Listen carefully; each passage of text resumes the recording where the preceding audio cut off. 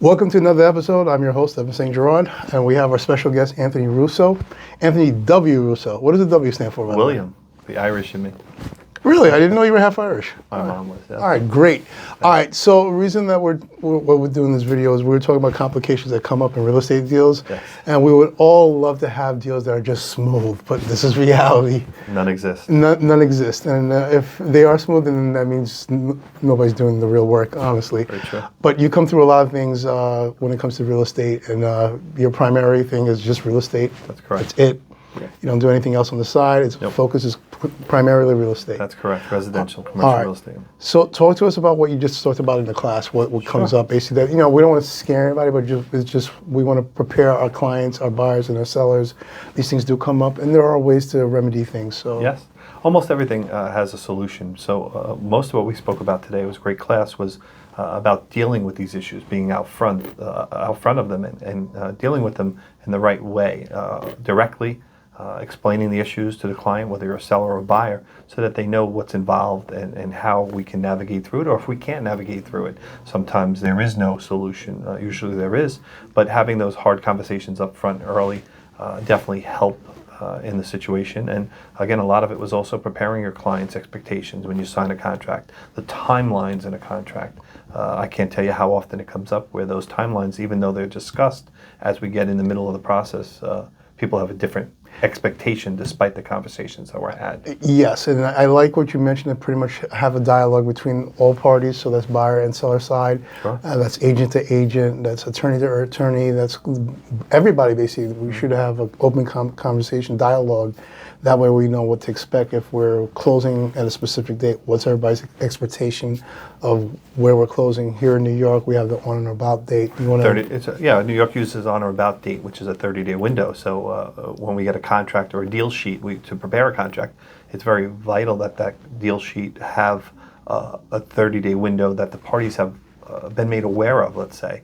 That on or about March 1st to April 1st window, because that's what's going to be put in the contract. And no matter how many times we have it in the contract, discuss it with our clients, whether a buyer or a seller, I can tell you that the parties along the way, and sometimes other factors, banks, title issues, parties will say, well, I need to close sooner, I need to close later, and they don't really comprehend or appreciate that window is something that we use as a buffer to say this is where we should expect to close. So while things can happen and go wrong, the parties should reasonably expect that window and live by that and target that when they plan, moving-wise, loan-wise, commitment-wise, and all too often they don't. And if they don't have the right information and they don't know that that's important, things go awry for everybody. I think I'm going to keep harping on the communication part. It's very important that you, client, whichever direction you are, whether you're the buyer or the seller, you communicate that to your agent. Your agent communicates that to the attorney communicates that to the other side, to the other attorney, and vice versa. So we have to have that open dialogue. And if you're buying in another state, that's really imperative that you give us that information. If you're buying in another state, what's going on in the other state? Every place is not like New York. No. Most other states don't know how we do it and don't understand how we do it. So if you're buying in another state, that state will expect you to close on the first date then the contract. That on or about March 1st, they'll think on March 1st is your deadline to close. And once we get to March 1st, they'll be hounding you or harassing you that you haven't closed. Meanwhile, we all know that we can go until April 1st. If it could be ready March 1st, everyone would do it then. But unfortunately, everyone has that parameter. And a lot of times a seller will plan when they're going to move between March 1st and April 1st, and maybe their movers won't come till the end. Maybe they're having a house built somewhere else that's not ready as well. So they may need the end of that timeline. So we can't push them really, and everyone needs to understand that. But unfortunately, it sometimes falls within the cracks, and that's why these conversations are at least good to have in the beginning. Yeah. So again, communication. It always comes back to communication. Very true. You're buying in another state, communicate that to your agent that you hired here, Yes. that this is what you're doing, this is what the plan is. They'll advise you basically what to do, and then obviously you have an attorney, a real estate attorney. We cannot stress this enough. Basically, you're doing a real estate deal, you should definitely get a real estate specialist, someone who does this day in and day out, who has a lot of experience, and can also communicate to the agents and also to the other attorneys. You want to speak on that? No, again, that's vital. Listen, I have a reputation, a relationship with many other real estate attorneys here in this area. So working with me or working with them makes our jobs and these transactions a little smoother. We can have those hard conversations. We can deal with an issue that comes up, whether a seller has to leave earlier or later, or a buyer has to close earlier. That rapport helps us get these things done. Communicating the problems, like I keep saying, rather than I'll have attorneys that hide from the problem, that won't have that conversation. You can't get them on the phone because they're doing traffic court or they're wherever they are in court, and that doesn't help us. They're doing their day job basically. And I get it. During the time that you need them. But it doesn't work for our transactions. Yeah, and we don't want to deal with anybody who's ducking issues. Basically, we can't fix a problem if we don't know what the problem is. So obviously, when you're picking people that you're hiring, choose wisely. Make sure that you're picking someone who has your best interests. It's not always about the money.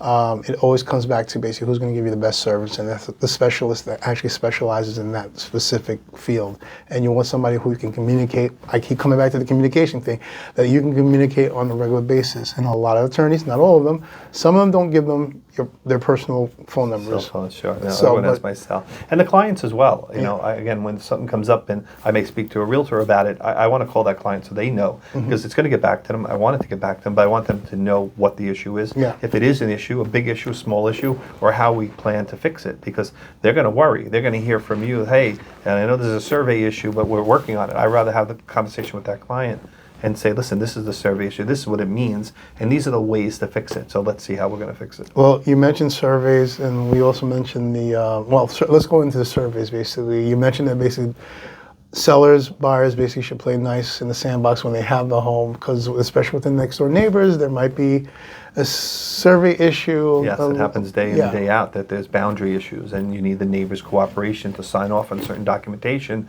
And in this age, a lot of neighbors don't want to sign things. They want to send it to their attorney. Their attorneys will tell them not to sign it. People are averse to doing it. So it's not as easy to get a neighbor to cooperate. So having good neighbors helps. If there is a problem, again, dealing with it up front. And if you know you have a problem with the fence, getting the fence moved, or more importantly, putting the fence on the property line in the first instance is critical. Right. You mentioned also with the property lines we're talking about, a lot of people have surveys, and sometimes they have older surveys. If you're purchasing a new home, you're going to get a new survey at some point. Yes. Anything else you want to talk about? No, on that? again, it's advisable to get a new survey as often as you can. It's somewhat expensive, whether it be $600, $800. It depends on the size of the property. Yeah. But that new survey will show us the current condition. It'll require the seller to fix any problems or let you out of the contract so you don't buy it and inherit these problems that maybe you'll have when you go to sell. And the title company will then insure you, if it's proper, for the full boundary lines, which is what you want. You're paying for a lot. You want to be insured for that full lot. You're paying the same title insurance premium. You might as well get the insurance for the full lot rather than having an as-is lot, in a sense. It's a summary of what it means. But getting a new survey, getting the insurance is critical. And if there is a boundary line problem, to fix it at all times possible with a boundary line agreement, so that gets recorded, so that for people to come in the future, it's been recorded that the proper boundary line is documented. So you don't have to worry about a neighbor moving or passing on and the new neighbor not agreeing to that term. All right, well, we talked about boundary, we talked about having communication, we talked about a lot of things, basically picking the right professional. I mean, what else is there to talk about? Teamwork. All the professionals, whether Yeah. it be a banker, we talked about filling out a deal sheet with all the terms, the numbers, the date, the window to close that's been agreed upon by the parties, any appliances that may not be Coming with the house or not, perfectly. yeah. Maybe a knob is broken, or maybe only 3 burners of a stove work. Documenting that in the listing, or document that in the deal sheet and putting that in the contract or in an addendum, so that we know what we're dealing with at closing. We also have like the home inspection, some things basically you might be getting credit for, or the seller's agreeing to fix, or the seller's not fixing, basically it's been notified. Right. Everybody's been notified about that if you're getting a credit and stuff like that.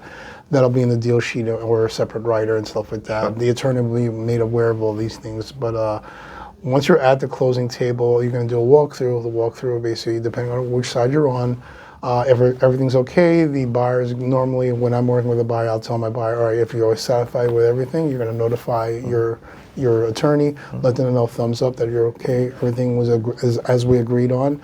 or if everything was not how we agreed on, you'll notify your attorney, and your attorney will note that basically, and have that conversation with the other attorney at closing and whatnot. And same thing with the seller. If you're a seller, basically, I'll notify you. All right, it seems everything's fine.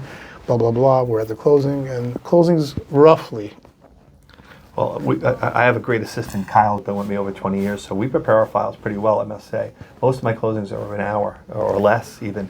Everything's addressed, everything's prepared. Listen, there's times something comes up, but for the most part, it should be a simple process. It doesn't always work that way, but for the most part, it's ready. And the first question I ask my clients as a buyer when we sit down is, did you do a walkthrough? Is everything okay? And if it's not, let's go talk about it so we could address it right away. So definitely important. Now for the sellers, basically, when everything's coming to the closing, some sellers basically get everything signed the day before or a few days before or whatnot. And, yes, since you COVID, have a lot of options. people pre-sign. You know, unfortunately, people say, "Can I just electronically sign?" New York is still a wet signature state. I need a wet signature on a deed, and on bank documents you need it as well. So it's really no remote closings in New York. You have to show up or give a power of attorney to your attorney or someone else, which is a little expensive and convoluted. Has to be approved by the bank, the title company, things like that, and is somewhat expensive in Nassau and Suffolk especially, or pre-signing the documents, which is still sometimes hard. I have to get documents from the bank and documents from the title company and get them to my seller, especially if a seller's out of state. Yeah. It's not the smoothest way, but it does happen a lot more It can since be COVID. done. And if there's multiple sellers, Yes. family members that are selling, I've they're had doing some that through have probate. circulated through many parties, Yeah. yes. So basically, it's signed, and then basically it's given to you, We bring it to closing, yes. and it gets signed by the buyer. The buyer can expect lots of paperwork to sign, Oh, yes. and once everything's signed, checks are cleared, not cash. Checks Handed are out, handed out, distributed, distributed. yeah. Eventually, you cash it in, but that's another time. You have all the paperwork is signed, Get everything's copies. transferred. Everyone gets copies right there. I Yeah. get my closing statement right there, so they have copies of everything that transpired and all the numbers. And then that special moment, hold on, let's see if I can do this on camera. Keys are transferred over to the new homeowner. Who gladly takes them, Yeah, who gladly takes them. especially when no money is exchanged. Yeah. So that's usually it. If there's a possession agreement, that's usually discussed between the attorneys and the buyers and the sellers and whatnot. So We try to avoid it if we can, but it's a fact of the but business. sometimes people need some extra time to move their stuff out, or they're It happens. still negotiating what they're doing with the next Yes. transition in life. But the conversation is always had beforehand, so the buyer and the seller know what's happening right then and there at the closing. And if everything goes according to the plan, you have your keys, you have your stuff, you go to your new house, and that's about it. You keep your paperwork. We always tell you, scan all your paperwork, make sure you have a digital copy. The keys, I usually tell my buyers, change the locks, do what you got to do, and then I usually check on you basically a week, 2 weeks afterwards. And if you're on the selling side, same thing. I usually check in with you a couple of days, couple of weeks afterwards, just to make sure you're situated wherever you happen to move to, and vice versa. And there are some moments basically when people decide, hey, you know what, we made the transition and we want to do it again, a couple of years later on, and they want to call. I want to definitely use this team that I worked with before. So Yeah, well, that's the goal. You want to make sure can they're wait. happy. You want to make sure they come back if they're satisfied with you and your team. So it's important. And that's pretty much it. Now, tell the audience basically how can they reach you. My name is Anthony W. Russo. I'm in Garden City. I have an office at Mattatuck as well. My email is awrusso@awrussolaw.com. Everyone has my cell as well, 516-312-7249. Feel free to reach out. Even if I can answer a question, I'd be glad to do it. All right, awesome. And I'm Evan Saint-Gerard, your real estate agent here in Queens, Long Island, Brooklyn, the Bronx, and I'm all over social media. I'll give you my phone number because I'm actually filming on my phone as we speak. 917-975-5985. On social media, you can find me on TikTok, Facebook, LinkedIn, YouTube, pretty much all the new social media apps. I'm probably on there somewhere, and that's probably where you're going to see this, or on our website. Actually, we've done quite a few videos together. They're on the website. It's mynyhomesales.com. We have webinars, seminars that we're doing for this year, stuff that we've done in the past, home buying seminars, probate seminars. We're working on a divorce and real estate seminar coming up soon. I'll have the details for you shortly. And that's pretty much it. You have any questions about real estate, buying and selling at the same time, thinking about investing in real estate, whether it's here or a different area, let us know. We can definitely help you with that. And that's pretty much it. You have the last words. Yeah, Dean and Evans are great to work with. So thank you for having me, and look forward to more deals closing successfully. Thank you.